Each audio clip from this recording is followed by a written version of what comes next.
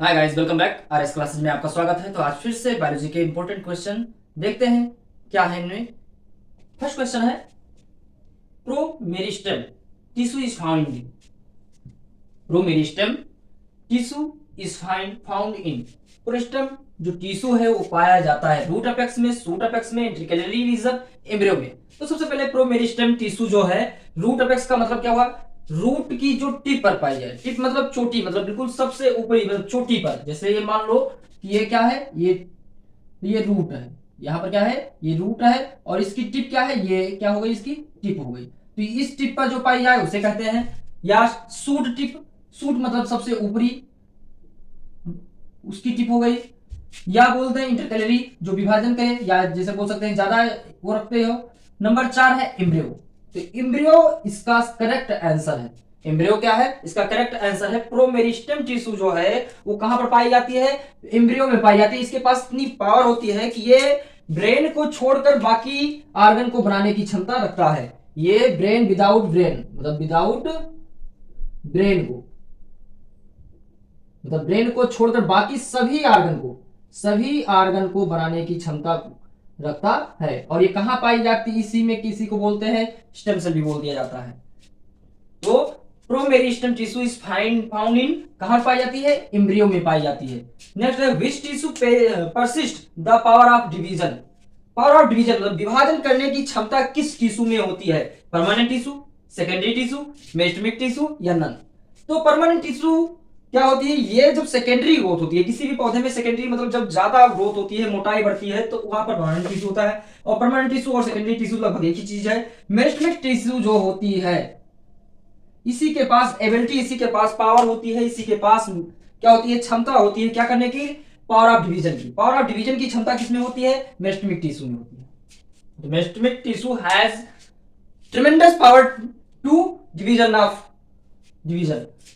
मेरिस्टेमिक tissue has ability of the division is called, मतलब जो मेरिस्टेमिक tissue के पास एबिलिटी होती है, जो पावर होती है विभाजन करने की, उसे क्या कहा जाता है, क्या कहा जाता है, स्टेम सेल कहा जाता है। स्टेम सेल के पास पावर होती है क्या, स्टेम सेल को जनन करने की पावर होती है, या बोल सकते हैं ऑर्गन डेवलप की एबिलिटी होती है। लेकिन यहाँ meristematic tissue has ability of the division is called, उस डिवीजन को क्या कहा जाता है, प्राइमरी सेल कहा जाता है, टोटिपेटेंसी कहा जाता है, नन। तो टोटिपेटेंसी कहा जाता है किसे, meristematic tissue has ability of the division is called totipotency. क्या कहा जाता है, टोटिपेटेंसी कहा जाता है। इसके पास क्या, totipotency has a tremendous power,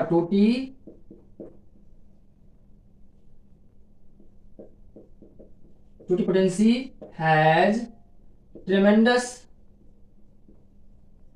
power to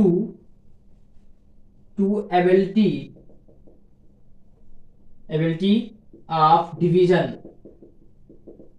ability of division. तो स्टेम सेल कहां पाई जाती है, स्टेम सेल पाई जाती है एनिमल्स में। किसमें पाई जाती है, एनिमल्स में। एनिमल्स में क्या पाई जाती है, स्टेम सेल पाई जाती है। और स्टेम सेल को प्रिजर्व कर लिया जाता है जब किसी भी बच्चे का जन्म होता है। द टाइप्स, हाँ, स्टेम सेल को क्या कर लिया जाता है, प्रिजर्व मतलब सुरक्षित रख लिया जाता है जब किसी भी बच्चे को क्या किया जाता है, गर्भ मतलब जब उसे पैदा होता है तब स्टेम सेल को क्या कर लिया जाता है, प्रिजर्व कर लिया जाता है, सुरक्षित कर लिया जाता है। The type of cartilage present in the epiglottis pinna and tip of the nose is क्या कहलाता है, मतलब वह कौन सी कार्टिलेज है जो कहां पर, एपिग्लोटिस, पिन्ना, और कहां पर, टिप ऑफ द नोज, यहां पर, ये जो नोज है इस नोज पर, और इस एपिग्लोटिस पर, ये जो है यहां पर किस प्रकार की कार्टिलेज पाई जाती है। तो कार्टिलेज पहली बात क्या है, ये अर्धठोस होती है, मतलब बोला जा सकता है, मतलब सॉलिड भी होती है, और क्या होती है, अर्धठोस इसे कहा जाता है, मतलब सॉलिड भी होती है और कुछ फाइब्रस भी होती है। तो इसमें कौन सी क्या पाई जाती है, हेलिन पाई जाती है, इलास्टिक पाई जाती है, फाइब्रस पाई जाती है, या कैल्सीफाइड पाई जाती है। सबसे पहले ये जान लेते हैं कि epiglottis is nothing, epiglottis is nothing, it is a ढक्कन। क्या बोल दिया जाता है, ढक्कन। एपिग्लोटिस कुछ भी नहीं है, ये क्या है, ढक्कन है। ये क्या करता है, एक ढक्कन है। Epiglottis is nothing, it is a ढक्कन। और इसको चाहे जितना तोड़ो मरोड़ो, चाहे जितना तोड़ो मरोड़ो, चाहे जितना, मतलब ज्यादा ना कस देना, और चाहे जितना तोड़ो मरोड़ो, ये कभी टूटती नहीं है। तो इसमें क्या है, हाइलिन का बना होता है, इलास्टिक का बना होता है, फाइब्रस का होता है, कैल्सिफाइड का। तो ये बना होता है इलास्टिक का। ये क्या बना होता है, इलास्टिक का बना होता है। क्या बना होता है, कार्टिलेज। ये कार्टिलेज किसका बना होता है, epiglottis, pinna and tip of the nose. ये टिप माने शीर्ष, बिल्कुल सबसे ऊपर। अब इसको चाहे इतना तोड़ो मरोड़ो, ये टूटने को नहीं होती है। The most abundant and widely distributed tissue in bodies of the complex, मतलब वह कौन सा टिश्यू है जो पूरे शरीर को आपके एक प्रकार से जकड़े रहता है, पूरे शरीर में फैला होता है। एनिमल से मतलब मनुष्यों में या जानवरों में वह कौन सा टिश्यू है जो पूरी तरह से क्या होता है, फैला होता है। Epithelium, connective, vascular, none. तो आप में सबसे ज्यादा कनेक्टिव टिश्यू ऐसा टिश्यू है जो आपके पूरे बॉडी में फैला होता है। काम क्या करता है, ये आपको न्यूट्रिशन देने का काम करता है। क्या करता है, न्यूट्रिशन। और इसमें दौड़ता क्या है, ब्लड।